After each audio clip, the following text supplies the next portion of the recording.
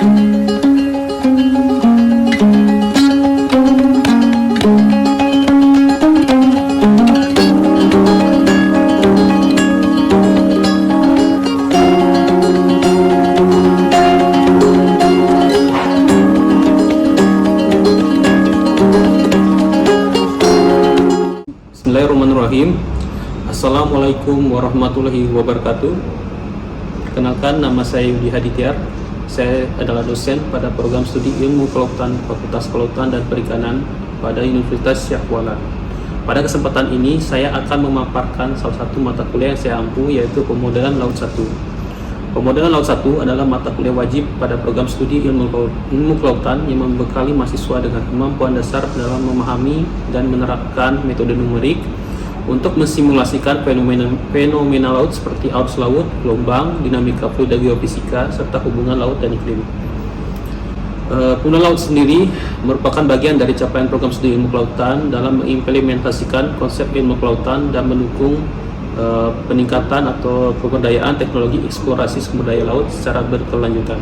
Mata kuliah ini mencakup penggunaan bahasa pemrograman numerik, yaitu bahasa program Fortran, MATLAB, kemudian visualisasi data laut dalam bentuk matriks, simulasi numerik sederhana menggunakan metode beda hingga, selanjutnya analisis hasil model laut dan hubungannya dengan iklim. Dalam mata kuliah ini sebagai berikut.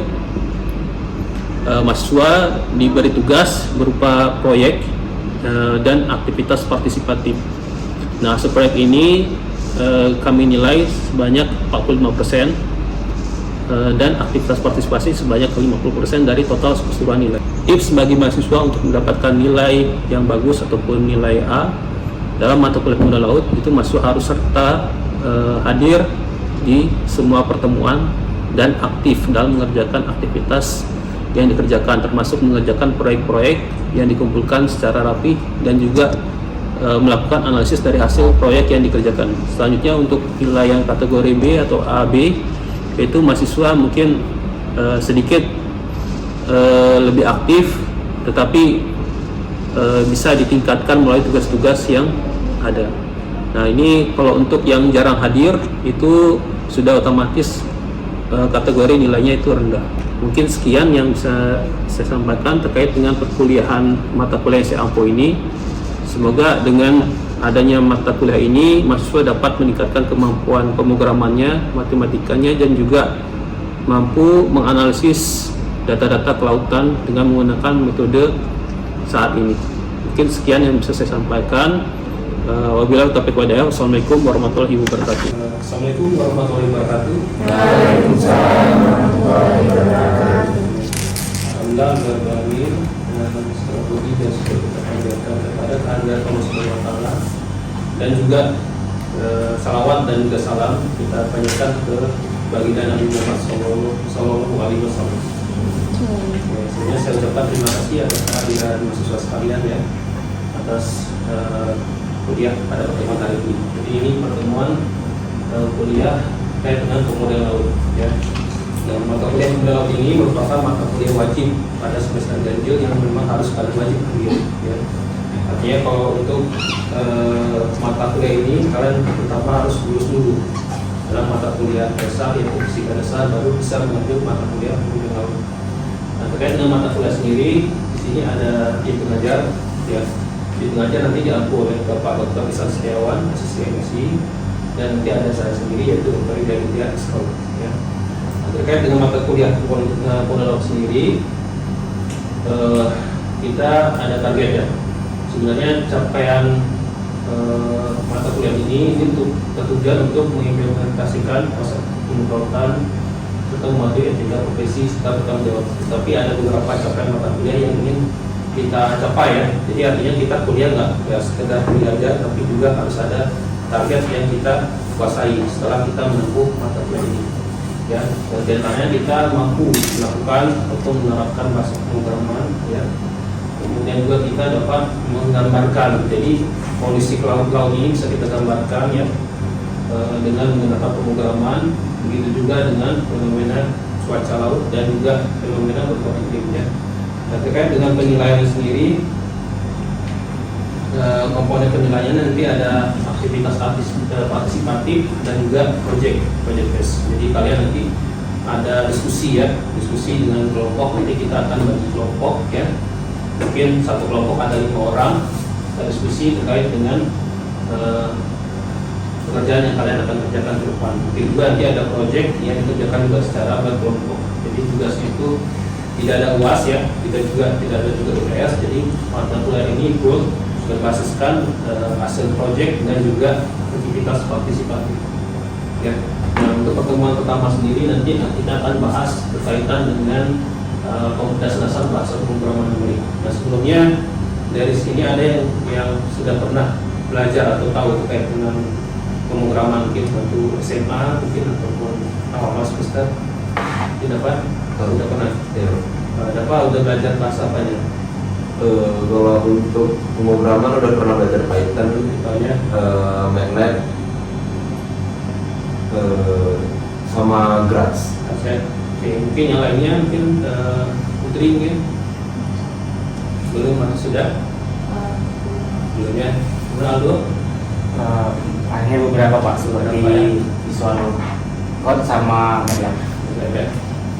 Oke, mungkin apa namanya itu sebenarnya buat kuliah ini diambil untuk menguasai dasar-dasarnya ya. Jadi ya, memang untuk kita mengerjakan komponen laut kita nggak langsung ke materi intinya, tapi juga harus mempelajari dasar-dasar pemrogramannya dulu ya. Contohnya untuk visualisasi data, karena ketika kita sudah berhasil atau menggambarkan menggambarkan kondisi laut, kita bisa melakukan simulasi numerik kurang lebih itu ya. Oke, mungkin hari ini kita belajar dulu dasar pemrograman ya. Nah, dalam bahasa pemrograman ada software yang kita gunakan ya. Nah, sebenarnya hari ini yang mau saya sampaikan itu berkaitan dengan MATLAB. Kenapa saya mengajarkan MATLAB ke kalian ya? Nah, pertama, MATLAB sendiri walaupun dia berlisensi ya, tetapi dokumentasi terkait dengan penggunaan MATLAB ini cukup banyak ya. Nanti kalau kalian mencari tutorial MATLAB ini banyak ya. Walaupun dari segi fleksibilitas masih menang Python, jauh menang Python dibandingkan dengan bahasa pemrograman MATLAB ya. Tetapi MATLAB ini untungnya di mana? Yaitu dari dokumentasi ya. Kemudian antara bahasa MATLAB ke bahasa Python nggak begitu jauh. Artinya kalau kita bisa menguasai bahasa MATLAB ataupun logika pemrograman di MATLAB, kita bisa adaptasi ke Python ya. Kemudian untuk lebihannya juga dia bahasa pemrograman tidak tinggi, artinya mudah kita mengerti. Ada beberapa bahasa pemrograman yang sulit dimengerti oleh manusia, tapi mesin mengerti ya. Nah, itu dikatakan sebagai bahasa pemrograman rendah, tingkat rendah. Dan tingkat tinggi kita yang mengerti, lebih kita yang mengerti dibandingkan dengan si mesin ataupun komputernya ya. Jadi MATLAB ini dia bahasa pemrograman tingkat tinggi ya. Oke, jadi keunggulannya apa? Bahasa pemrograman MATLAB ini antara dia mampu menghitung data numerik ya, kemudian dapat memanipulasi data matriks. Jadi data-data kelautan ini sebagian besar itu dalam bentuk matriks ya. Ada 2 dimensi, ada 3 dimensi ya. Mungkin dapat ada pernah kemarin ya, waktu kegiatan MBKM kemarin mengolah data-data matriks itu bisa diproses di MATLAB ya. Nah, ini contoh visualisasi 3 dimensi yang bisa digambarkan dengan menggunakan MATLAB ya. Kalau kita mau bentuk seperti globe bisa, ataupun bentuk permukaan itu bisa ya. Nah, kemudian bagian-bagian utama dari MATLAB sendiri kita harus kenal juga ya. Di sini ada command window ya. Kemudian ini ada dinamakan workspace ya. Ini workspace, ini command window, ini command history ya. Jadi nanti kita menuliskan program-program MATLAB itu di dalam command window. Nanti variabel yang kita ketik di sini muncul di workspace ya. Berapa dimensinya muncul di workspace, nanti kita lihat contohnya. Oke. Nah, ini ada beberapa dasar-dasar program ya. Nah, ini bisa kalian ketik langsung di MATLAB ya. Nah, MATLAB sendiri nanti kalian coba ke lab ya. Pertama kita install ya, jadi kita punya versi student ya untuk kita kerjakan dengan menggunakan MATLAB. Tapi juga ada MATLAB online ya. MATLAB online itu bisa kalian gunakan untuk kalian belajar ya.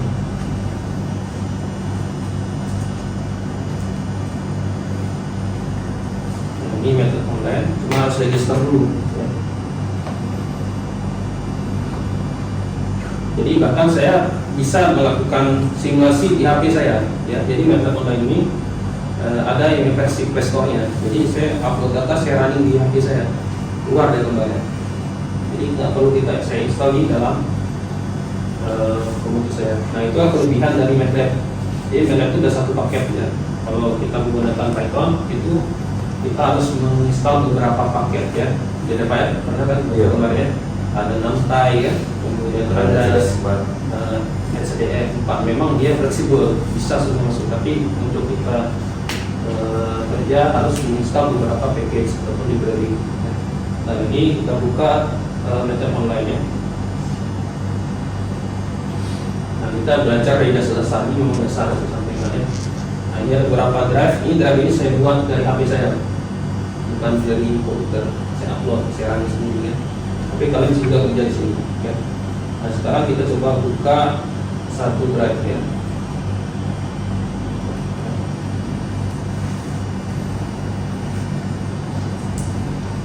Nah, ini tanpa install. Cuman kalau untuk yang online itu dikasih waktu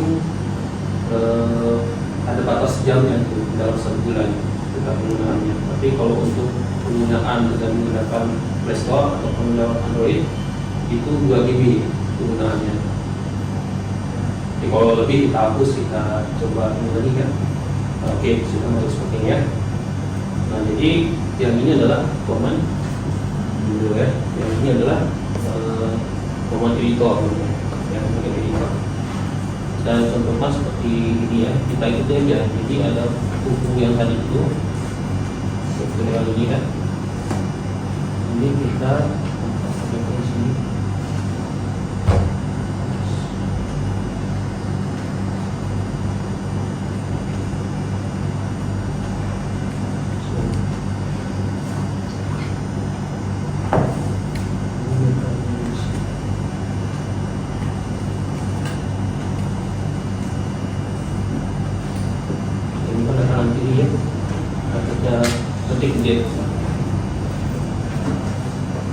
Dia akan menunjukkan waktu saat ini ya. Dia juga akan menunjukkan waktu saat ini ya. Jadi waktu kita running sini nanti ada di workspace-nya history. Nah, ini workspace. Nah, ini kalau banyak dia kan itu memperlama program kita, jadi harus dibersihkan. Nah, cara membersihkan itu menggunakan CLC. Itu bersih ya. Tapi di workspace masih ada cara hilangkan workspace seperti apa? Itu dia. Hilang ya, bersih. Nah, ini adalah memperingan atau memudahkan kita menghitung ya, karena memorinya sudah dikurangi. Memorinya sudah dikurangi. Nah, ini nanti kalian coba hitung dasar-dasarnya ya. Nah, ini bisa kalian ketik otomatis di sini ya. Jangan kalian mau melakukan menghitung berapa nilai sinus misalkan ya, X sama dengan 12 ya. Nah, kita mau lihat sin 12 itu berapa ya. Oke. Nah, keluar di sini ya. Jadi seperti kalkulator ya, sama seperti pemrograman yang baik. Nah, kemudian di sini ada vektor namanya. Jadi vektor. Nah, ini kalau kita ketik seperti ini menandakan suatu matriks ya, dengan vektor. Nah, kalau kita lihat ini matriksnya kurang berapa nih?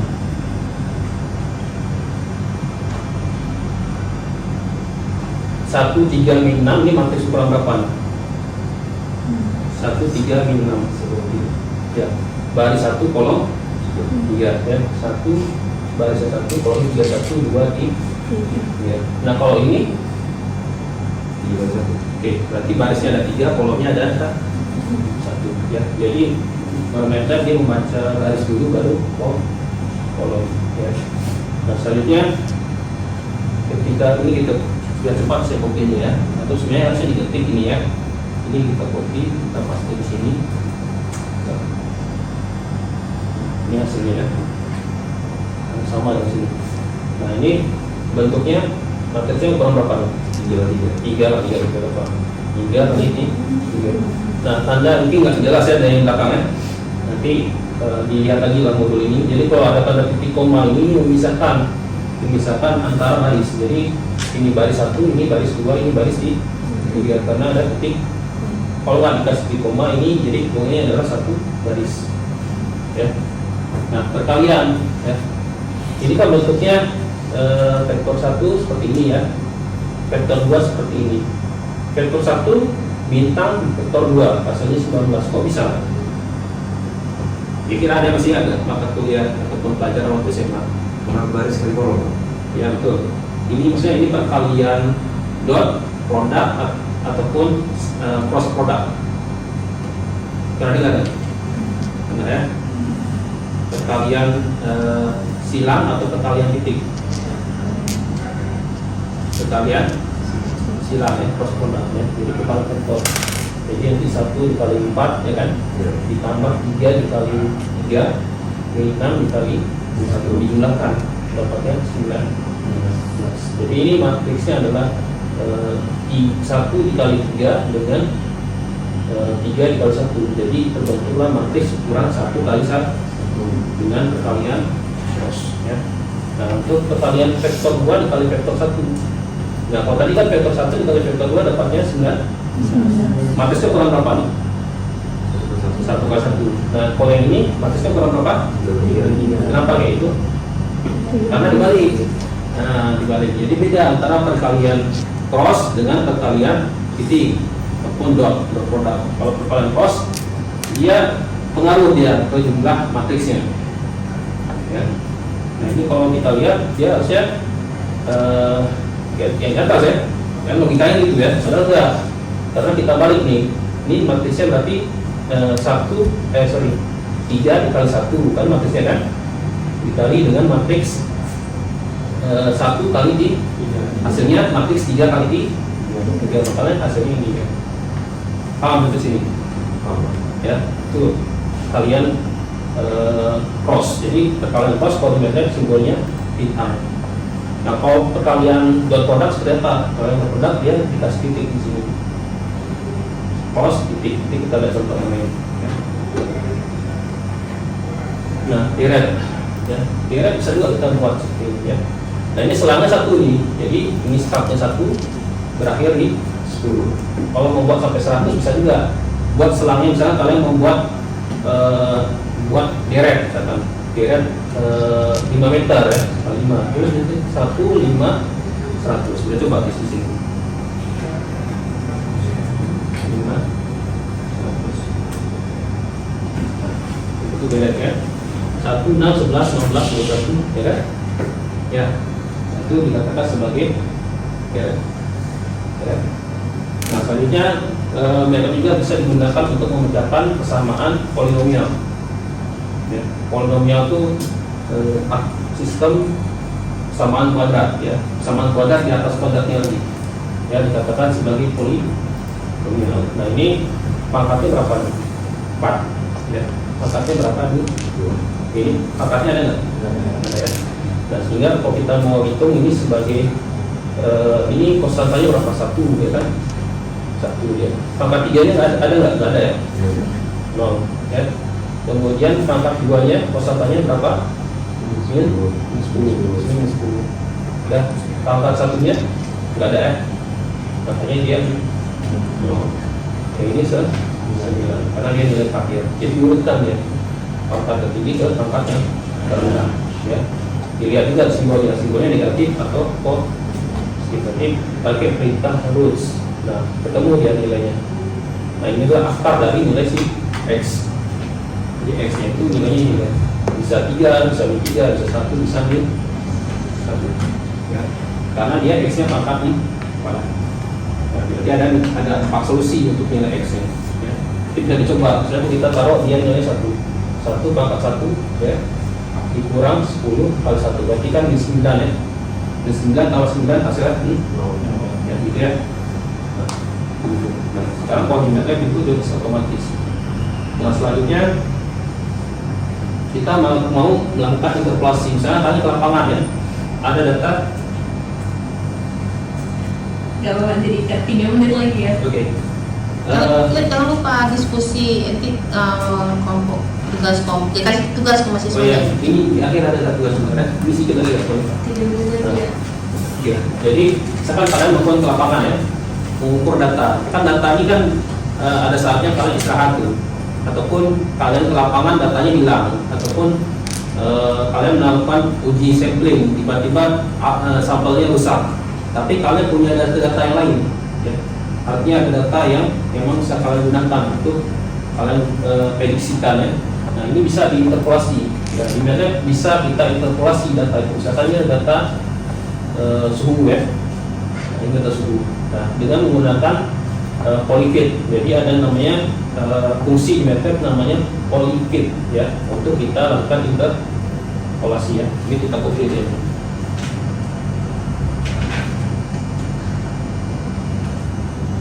Kita hapus ya. Jadi waktunya 1 sampai dengan 12. Nah, dikatakan ini sebagai 12 jam kan. Nah, data ini adalah nilai suhunya. Misalkan misalnya ada apa berapa nilai suhunya? 30 derajat. 30. Terus perkiraan 31. 25. Oke. 21. 21 ya. Sekian lu 27. Terus 24 ya. Ini pokoknya ada 12. 1, 2, 3, 4, 5. Mesti ada 6 lagi. Sembarangan ya 10%. 1, 2, 3, 4, 5, 6, 7, 8, 9, 10, 11, 12. Tapi ukuran matriksnya apa? Barisnya 1, kolomnya 2 sama ya, plus 6 kolomnya. Jadi kalau mau menggambarkan grafik di MATLAB itu jumlah ukurannya sama ya. Kalau di atas 12, 1 kali 12, yang bawah harus 1 kali 12. Kalau nggak sama dia mau 12 gitu ya. Harus dia sama. Nah, sekarang kita gunakan fungsi polyfit. Terus ini P sama dengan polyfit ya. Urutan T. Nah, T ini adalah nilai X-nya. Kita susahkan sebagai nilai variabel dependent atau variabel bebasnya. Sedangkan data ini adalah variabel dekatnya ya. Tulis di sini adalah si dekat. Nah, 5 ini apa? 5 ini adalah jenis metode polinomial yang digunakan ya. Jadi data ini kita cari prediksinya dengan menggunakan polinomial ya. Kalau di Excel kan kalau kita buat seperti ini bisa juga ya. Kita tambah namanya add trend line. Add trend line nanti pilih di situ mau model linear atau model polinomial atau eksponensial itu bisa di Excel. Dan kalau di MATLAB juga bisa. Nah, tapi dengan menggunakan polyfit ini artinya kita mencoba membuat kurva ya, kurva polinomial dari isi data. Jadi kita mencoba menduga nih kira datanya polanya seperti apa ya. Kita menduga nih sifat seorang ini seperti apa ya. Itu menggunakan di sini dalam hal ini menggunakan polyfit ya. Kemudian 5 itu adalah order dari si polinomialnya. Ini kita lihat. Nah, ini ya, dua ya. Nah, selanjutnya kita coba interpolasi ya. Ini hasilnya keluar ya bentuk persamaan. Ya, ini adalah nilai persamaannya ini. Nah, selanjutnya kita masukkan nilai variabel bebasnya ya. Nah, in space 1, 12, 100 ya. Kenapa saya buat 1, 2, 11, 100? Kalau tadi kan selang waktunya per 1 jam datanya kan.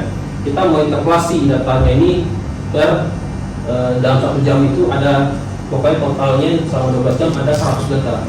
Sebelumnya ada 12 data kan selama 12 jam, tapi ini adalah 100 data. Jadi menggunakan space. Nah, space sendiri adalah linear ya. Jadi spasinya itu linear. Jadi kalau kita lihat ini selisih antara kiri kanannya itu adalah sama ya. Dikatakan sebagai linear ya. Nah, coba kita gambarkan dengan fungsi I sama dengan polyval ya. Oke,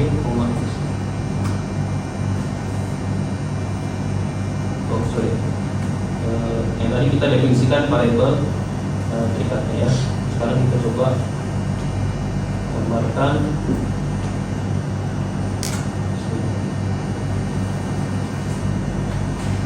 Nah, figurnya ada di sebelah sini. Nah, ini beda dengan sini ya, karena nilainya kita sesuaikan ya. Nah, ini kita bisa ekstrak persamaannya. Jadi ini datanya, data suku kalian input tadi kan. Nah, ini adalah hasil interpolasinya. Oke, mungkin sekian. Ada yang mau bertanya terkait sini? Mungkin siapa, Dapa atau Suci atau Aldo?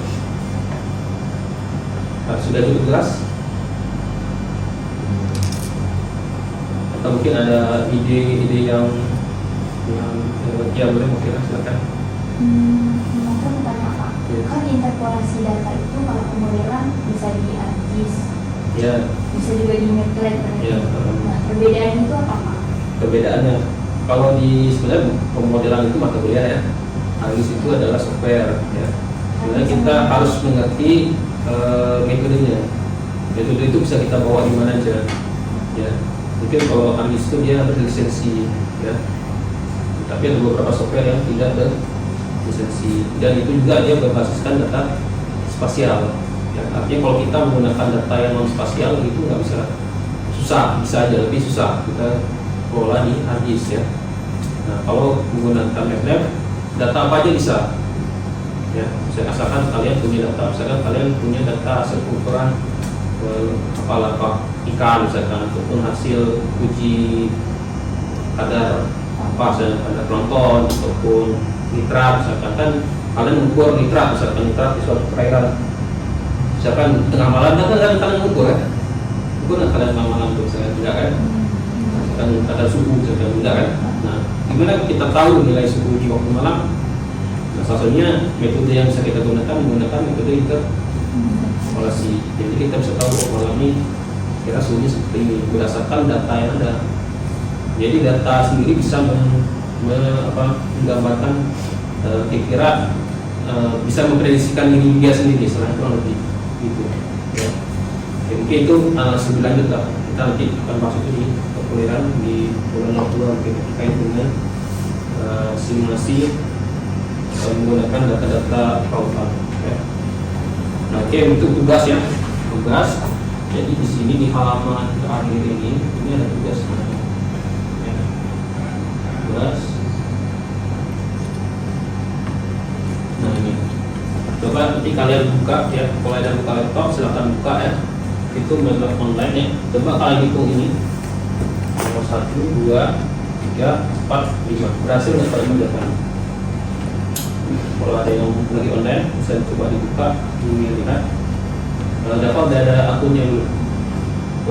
Kalau ujian online belum ada. Belum ada ya. Nanti coba ini dulu register ya. Nanti coba kita lihat di minggu depan ya. Jadi kita dasarnya ditanya dulu, nanti minggu depan kita masuk ke materi yang lain. Dan minggu depan masih terkait dengan matrix. Ya. Oke, sampai di sini ada yang mau bertanya? Sudah ya. Oke, kita akhiri pertemuan hari ini. Semuanya saya ucapkan terima kasih atas kehadirannya semua ya. Jangan lupa untuk mengerjakan tugasnya ya. Kemudian saya akhiri pertemuan hari ini. Wassalamualaikum warahmatullahi wabarakatuh. Waalaikumsalam warahmatullahi wabarakatuh.